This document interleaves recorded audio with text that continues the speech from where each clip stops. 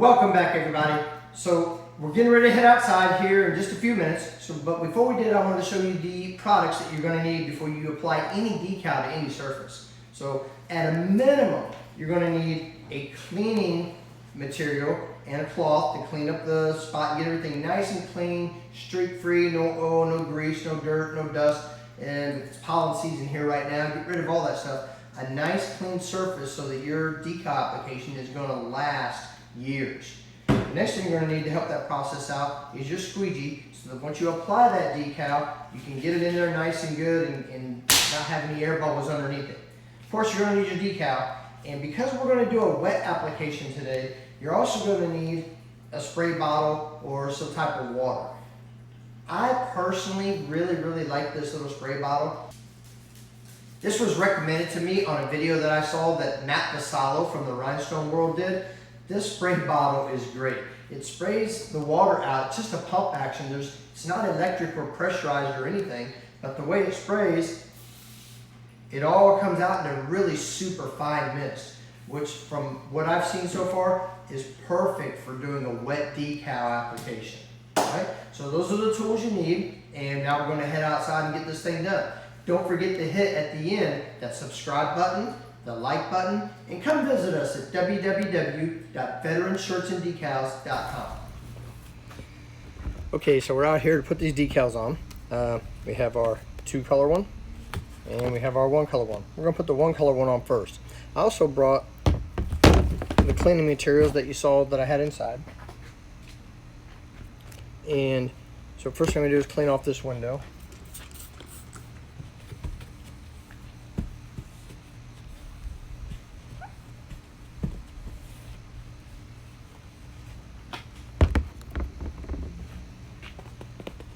I typically don't like to use paper towels, but I'm out of my lint-free cloths.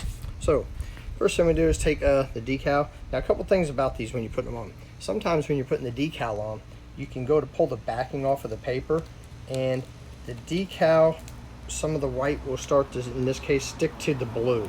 If that happens, all you ever got to do is push it back down, mark it in with your finger, make it press to the release paper a little more, or your squeegee, and then pull her off and get her going.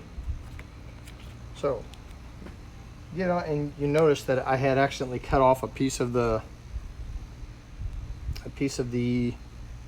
transfer tape, which is why that's sticking up. Normally I wouldn't let it go like that, but since I was just coming out here to put it on the vehicle for a demonstration, I figured it would work just fine. So, get your decal on. Now, some people want to do it by putting it in equal like that, bending it, and then letting it lay flat and kind of laying, getting all the air bubbles out that way.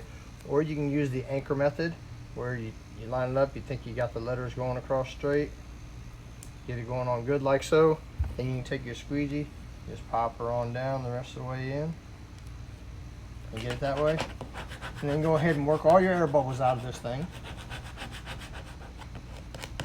And then once you're done, I like to pull it back at greater than almost like 180 degrees from the way it is. Just pulling it back, and I'm watching. If you ever see to where a piece of your vinyl starts to come up on you, it's real easy. If it didn't stick to, it hardly ever happens on glass, but if you stick it in, as long as your surface is clean, you'll have less problems with this.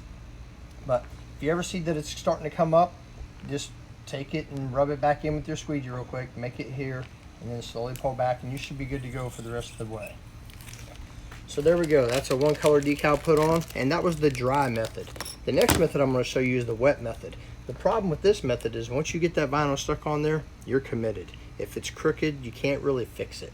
But you can spray. I got this little spray bottle off of Amazon. It was suggested by Matt Decals from the Rhinestone World, and I will link this in the bottom of the video. When we're done here, you can check it out. If you want it, it's a great little thing for Reply Vinyl. So what I'm going to do is take my transfer off of the backing paper, the carrier seat. So I got it, I'm ready to go. I'm going to spray my transfer, get it wet. I'm also going to spray where I'm going to put this on at.